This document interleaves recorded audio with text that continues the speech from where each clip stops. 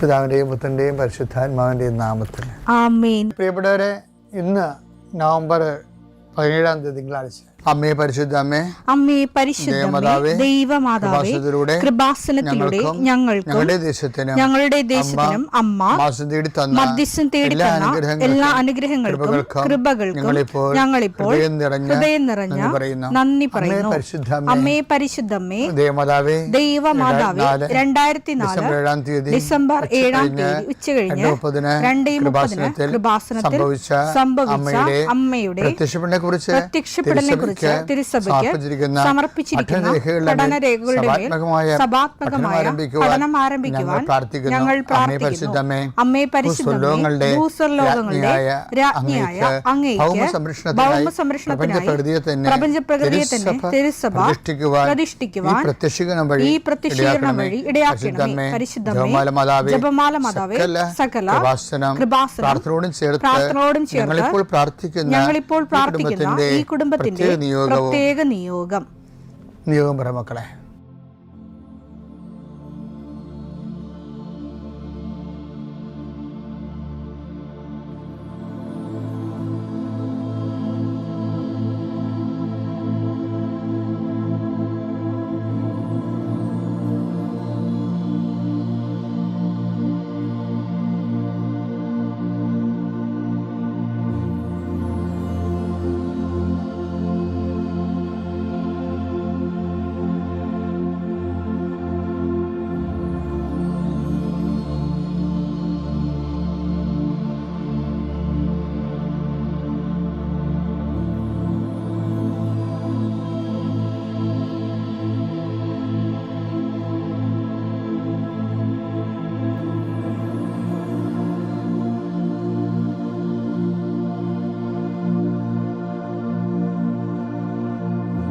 അമ്മയുടെ പ്രത്യക്ഷീകരണത്തിന്റെ ഈ അനുഗ്രഹവേളയിൽ ഞങ്ങൾക്ക് സാധിച്ചു തരുവാൻ കനിയണമേ. ആമേൻ. വിശ്വാസ പ്രമാണം. സർവശക്തനായ പിതാവും ആകാശത്തിന്റെയും ഭൂമിയുടെയും സൃഷ്ടാവുമായ ദൈവത്തിൽ ഞാൻ വിശ്വസിക്കുന്നു. അവിടുത്തെ ഏകപുത്രനും ഞങ്ങളുടെ കർത്താവുമായ ഈശോമിശിഹായിലും ഞാൻ വിശ്വസിക്കുന്നു.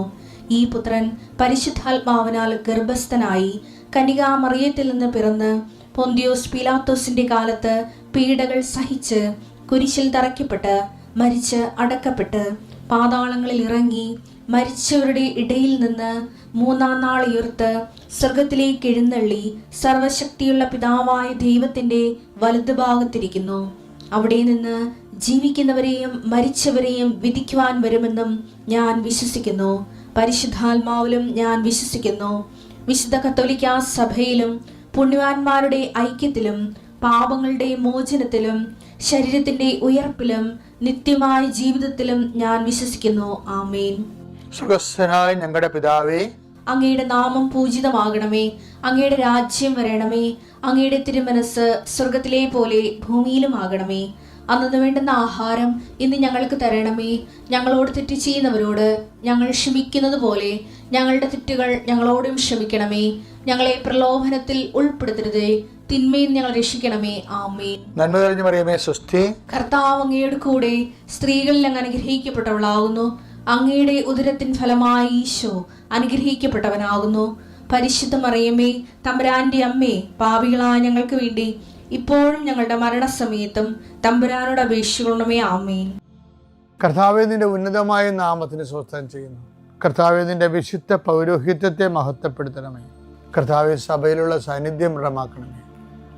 39 വർഷം ഞാൻ അർപ്പിച്ച കൃപാന്റെ യുഗതിയായി കൃപാസ്ഥാന ജീവനോടെ പ്രത്യക്ഷപ്പെട്ട മാതാവിൻ്റെ മാധ്യസ്ഥയിൽ അത്താറയിൽ നടന്ന 10,000-കണക്കിന് ആരാധന ശക്തിയാൽ കൃപാസനത്തിൽ നടന്ന റാലിയുടെ ലക്ഷക്കണക്കിന് ജപമാല പ്രാർത്ഥനയുടെ ശക്തിയാൽ അങ്ങയുടെ മക്കൾക്ക് വേണ്ടി പ്രാർത്ഥിക്കുന്നു. പ്രത്യേകിച്ച് പ്രാർത്ഥനയിൽ തളർന്നു പോയവരെ, പ്രത്യേകിച്ച് പ്രാർത്ഥനയിലെ ബലം നഷ്ടപ്പെട്ടു പോയവർ, അവരുടെ ജീവിതത്തിന് സങ്കടങ്ങളും ദുരിതങ്ങളും കാരണം പ്രാർത്ഥിക്കാൻ പോലും മനസ്സ് തോന്നാത്തവർക്ക് ഈ പ്രാർത്ഥന കൊണ്ട് ഞാൻ നിന്നെ ആശീർവദിക്കുന്നു.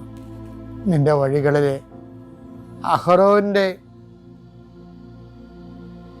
ഉണക്ക ബദാം കമ്പ് പച്ച പിടിച്ചതുപോലെയും കായ്ച്ചതുപോലെയും പൂത്ത് കായ്ച്ചതുപോലെ ദൈവതരെ ഈ ആശീർവാദ സമയം നിൻ്റെ നഷ്ടപ്രതീക്ഷകൾ പൂവണിയുകയും നീ വേണ്ടെന്ന് വെച്ച് അവസാനിപ്പിച്ച എല്ലാ കാര്യങ്ങളുടെ മേൽ കർത്താവ് പുതിയ മുളകൾ നിനക്ക് മുളപ്പിച്ചു തരികയും നീ നിന്നുപോയ കാര്യങ്ങൾ, നീ വേണ്ടെന്ന് വെച്ച് തള്ളിക്കളഞ്ഞ കാര്യങ്ങളുടെ മേൽ ദൈവം നിനക്ക് പുതിയ പ്രത്യാശ നൽകാൻ വേണ്ടി ഞാൻ ആശീർവദിക്കുന്നു.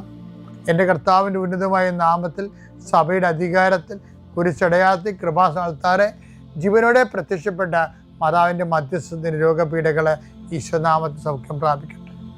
കഴിഞ്ഞ ദിവസം നമ്മുടെ കൃപാസനത്തിൽ രസകരമായ സാക്ഷ്യം ഉണ്ടായിരുന്നു. അപ്പോൾ ഒരു കേസാണ്, കോടതി കേസ്.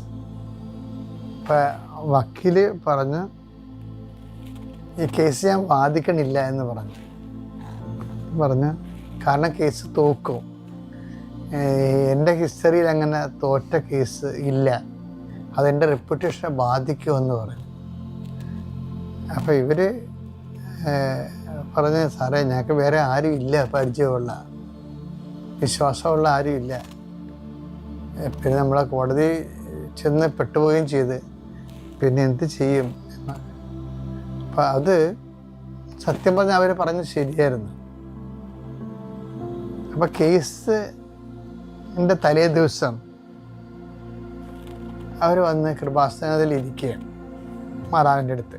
നാളെ കേസാണല്ലോ.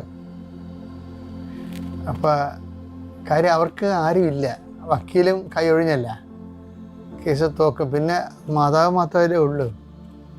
അപ്പം ആ ഒരു ഉദ്ദേശത്തിലാണ് അവർ രാവിലെ തൊട്ട് വൈകുന്നേരം വരെ കൃപാസനത്തിൽ മാതാവിൻ്റെ മുഖത്ത് നോക്കി പ്രാർത്ഥിച്ചുകൊണ്ടിരിക്കുക.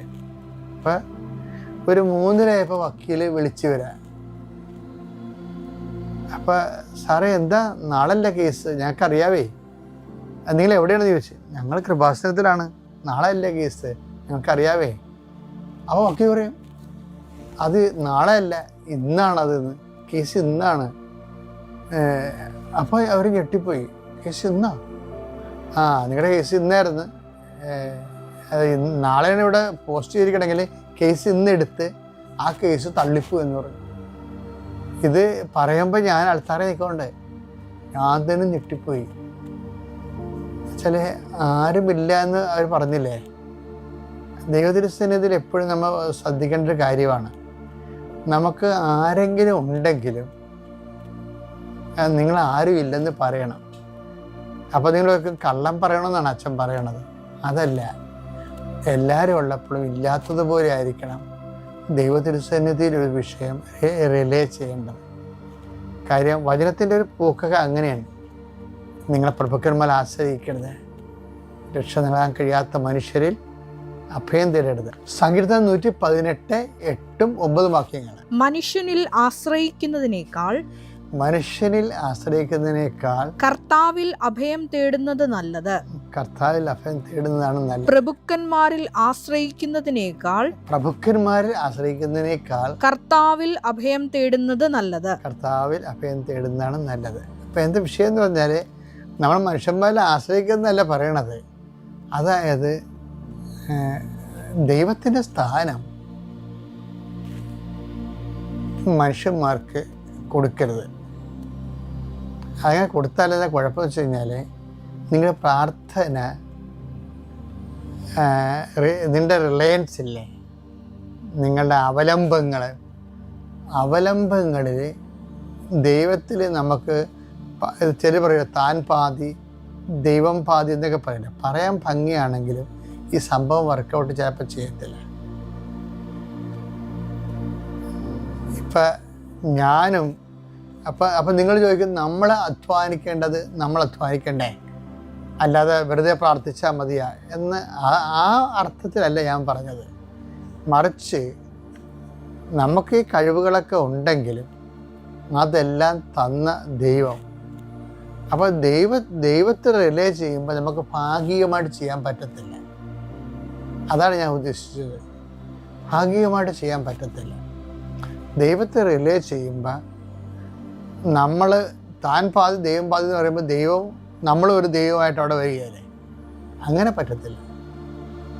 അത് അപ്പോഴേ ഉള്ള കുഴപ്പമെന്ന് വെച്ച് കഴിഞ്ഞാൽ അത് നമ്മളറിയാതെ മറ്റൊരു ദൈവമായിട്ട് ഡെവലപ്പ് ചെയ്ത് വരും. അതുകൊണ്ടാണ് ബൈബിൾ എപ്പോഴും പറയണത്, ഞാനല്ലാതെ മറ്റൊരു അവലംബം നിങ്ങൾക്കുണ്ടാവരുതെന്ന്.